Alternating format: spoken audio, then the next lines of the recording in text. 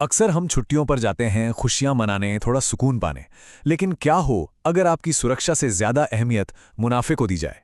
आज हम एक ऐसी ही घटना की गहराई में उतरने वाले हैं। मध्य प्रदेश के जबलपुर में स्थित बरगी डैम का वो क्रूज हादसा, जिसने सच कहूं तो पूरे देश को झकझोर कर रख दिया। देखिए, ये कोई आम दुर्घटना या सिर्फ खराब मौसम की वजह से हुआ हादसा नहीं था। ये सिस्टमैटिक और प्रशासनिक खामियों का एक ऐसा जाल था जिसने एक बेहद खूबसूरत शाम को एक भयानक जल समाधि में बदल दिया। आज के इस विश्लेषण में हम तथ्यों, चश्मदीदों के बयानों और ऑफिशियल रिपोर्ट्स के जरिए समझेंगे कि आखिर कागजों पर इतना सुरक्षित दिखने वाला ये सफर असलियत में इतना जानलेवा कैसे बन गया। जरा सोचिए, मुझे बचा लो, मेरे लिए प्रार्थना करो, शिप डूब रहा है। ये किसी फिल्म का डायलॉग नहीं है। ये वो आखिरी और खौफनाक शब्द हैं जो दिल्ली से अपने परिवार के साथ छुट्टियां मनाने गईं मैरीना ने अपनी एक वीडियो कॉल में कहे थे। शाम के करीब 5:30 या 6 बज रहे होंगे जब उन्होंने अपने रिश्तेदारों को ये कॉल की, और इसके तुरंत बाद उनका फ़ोन हमेशा हमेशा के लिए बंद हो गया। जब हम नियमों, टिकटों और सेफ्टी प्रोटोकॉल्स पर चर्चा करते हैं ना, तो अक्सर भूल जाते हैं कि दांव पर असल में क्या लगा है। ये चंद शब्द उसी खौफनाक मंजर और उस मानवीय कीमत की हकीकत बयां करते हैं। और इस हादसे का असली दर्द तब सामने आया जब एनडीआरएफ के गोताखोर रात के उस घुप अंधेरे और गहरे पानी में डूबे हुए क्रूज के अंदर पहुंचे। उन्हें वहां एक महिला का शव मिला। जब गोताखोर और करीब गए तो पूरी टीम सन्न रह गई। वो मैरीना थीं और उन्होंने अपने 4 साल के छोटे से बेटे जहान को अपने सीने से लगा रखा था। दोनों एक ही लाइफ जैकेट के अंदर फंसे हुए थे। मतलब एक माँ ने अपनी आखिरी सांस तक अपने बच्चे को बचाने की वो हर मुमकिन कोशिश की जो वो कर सकती थी। ये एक ऐसी मानवीय त्रासदी है जो हमें सोचने पर मजबूर कर देती है कि आखिर एक माँ को अपने ही बच्चे के साथ इस तरह के जानलेवा संघर्ष में क्यों पड़ना पड़ा। आखिर महज 2 घंटे के भीतर ऐसा क्या हुआ? चलिए टाइमलाइन देखते हैं। 30 अप्रैल शाम 4 बजे। सब कुछ बिल्कुल नॉर्मल है। क्रूज किनारे से रवाना होता है, लोग तस्वीरें खींच रहे हैं, गाना बजाना चल रहा है। लेकिन फिर ठीक 1.5 घंटे बाद शाम 5:30 बजे अचानक मौसम एक भयानक रूप ले लेता है।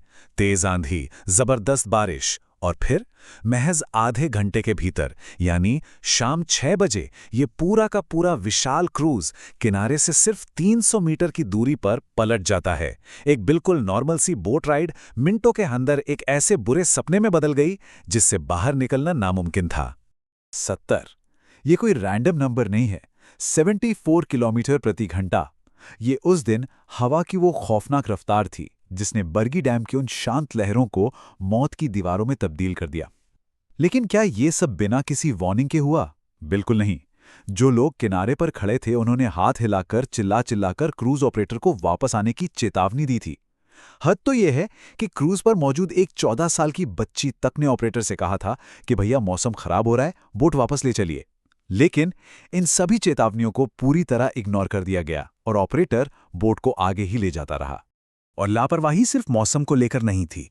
अगर आप कागजों और जमीनी हकीकत का अंतर देखेंगे तो हैरान रह जाएंगे। टूरिज्म डिपार्टमेंट के ऑफिशियल रिकॉर्ड्स कहते हैं कि क्रूज पर 29 टिकट वाले यात्री और 2 क्रू मेंबर यानी कुल 31 लोग सवार थे, बस। लेकिन जो लोग इस हादसे में जिंदा बचे उनका एकदम स्पष्ट दावा है कि बोट पर कम से कम 43 से 47 लोग थे। इसमें कई ऐसे छोटे बच्चे भी थे जिनके टिकट ही नहीं काटे गए थे। मतलब साफ है, थोड़े से एक्स्ट्रा मुनाफे के लिए बोट को उसकी कैपेसिटी से ज्यादा भर दिया गया। और इसी ओवरक्राउडिंग ने तेज हवाओं के बीच क्रूज का बैलेंस पूरी तरह बिगाड़ दिया। तो अब सवाल उठता है कि वो आरामदेह वातानुकूलित केबिन अचानक मौत का पिंजरा कैसे बन गया? इसे स्टेप बाय स्टेप समझते हैं। पहला, जैसे ही तेज हवाएं और बारिश शुरू हुई, ज्यादातर लोग घबराकर नीचे के उस बंद एसी केबिन में चले गए। दूसरा, ओवर क्राउडेड होने और लहरों के थपेड़ों की वजह से बोट का बैलेंस डगमगाने लगा। और तीसरा, जो सबसे खौफनाक था, लहरों का प्रेशर इतना ज्यादा था कि केबिन के कांच ही टूट गए और पलक झपकते ही सेकंडों के भीतर हजारों गैलन पानी उस बंद जगह में भर गया। अंदर फंसे लोगों को कुछ सोचने या बाहर निकलने का मौका तक नहीं मिला। यहां एक और कड़वी सच्चाई सामने आती है। जो ऑपरेटर उस क्रूज को चला रहा था ना, वो ऊपरी डेक पर बैठा था। ऊंचाई पर होने और बिल्कुल खुले में होने की वजह से जैसे ही नाव पलटने लगी, वो बहुत आसानी से अपनी जान बचाकर वहां से निकल गया। लेकिन नीचे एसी केबिन में मौजूद वो परिवार जो बारिश से बचने के लिए वहां गए थे, वो उसी केबिन में हमेशा के लिए फंस गए। ये क्रूज के डिजाइन और इमरजेंसी में बाहर निकलने की व्यवस्था का एक बहुत ही बड़ा फेलियर है। तो क्या आप इसे महज एक हादसा कहेंगे? बिल्कुल नहीं। ये उन तमाम ऑपरेशनल खामियों का नतीजा था जो इस आपदा की असली वजह है। देखिए, बोट पर लाइफ जैकेट्स का होना ही काफी नहीं है। हादसे के वक्त वो जैकेट्स ताले में बंद थीं। यात्रा शुरू होने से पहले किसी को कोई सेफ्टी ब्रीफिंग नहीं दी गई। मौसम की चेतावनियों को ऑपरेटर ने अनसुना कर दिया।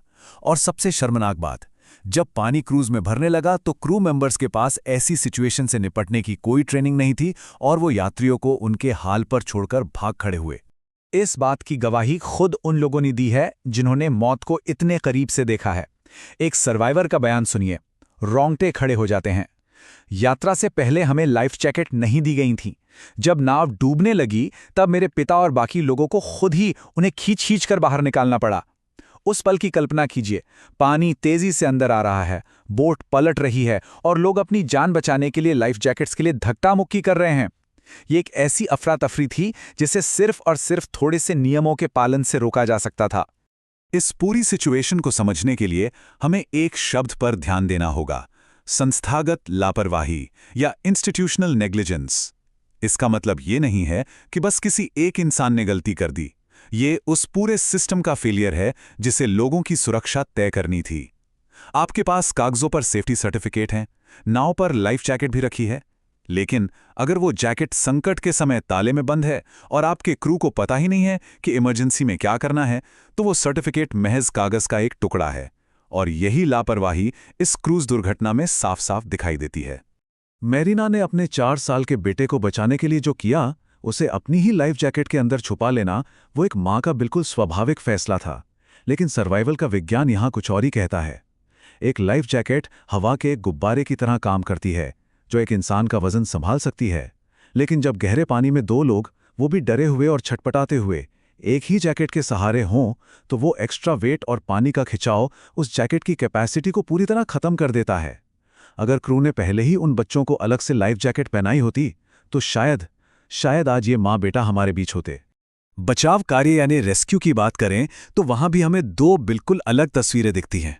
एक तरफ थी ऑफिशियल रेस्क्यू टीमें जिन्हें मौके पर पहुंचने में ही देरी हो गई, और फिर अंधेरे और खराब मौसम का हवाला देकर डीप डाइविंग रेस्क्यू को रोक भी दिया गया।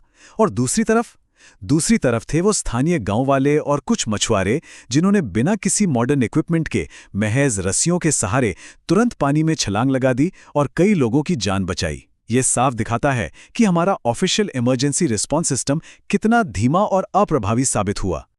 और ये जो नंबर है ना, 300, ये एक बार फिर इस त्रासदी के दर्द को बढ़ा देता है। ये विशाल क्रूज किनारे से सिर्फ 300 मीटर दूर था जब वो पलटा। 300 मीटर! ये एक ऐसी दूरी है जो देखने में बहुत कम लगती है, लेकिन सेफ्टी इक्विपमेंट और सही ट्रेनिंग के अभाव में यही 300 मीटर की दूरी कई परिवारों के लिए जिंदगी और मौत के बीच की लकीर बन गई। किनारे के इतने करीब होने के बावजूद लोगों का डूब जाना हमारी प्रोफेशनल तैयारियों की पूरी तरह से पोल खोल कर रख देता है। तो अब सबसे बड़ा सवाल, आगे क्या? इस मामले में जो भी जांच हो उसका फोकस एकदम क्लियर होना चाहिए। उन बिना रिकॉर्ड वाली टिकटों का सच सामने आना चाहिए जिसकी वजह से बोट ओवरलोड हुई। मौसम की चेतावनियों को इग्नोर करने वाले जिम्मेदार लोगों पर सख्त कार्रवाई होनी चाहिए। क्रू की ट्रेनिंग और उन कागजी सुरक्षा ऑडिट्स की सच्चाई सामने आनी चाहिए जो असलियत में पूरी तरह से खोखले साबित हुए। सिर्फ मुआवजा बांट देना ही इस समस्या का हल नहीं है। और अब हम इस विश्लेषण के अंत में एक ऐसे सवाल पर खड़े हैं जो हम सभी को खुद से और प्रशासन से पूछना चाहिए।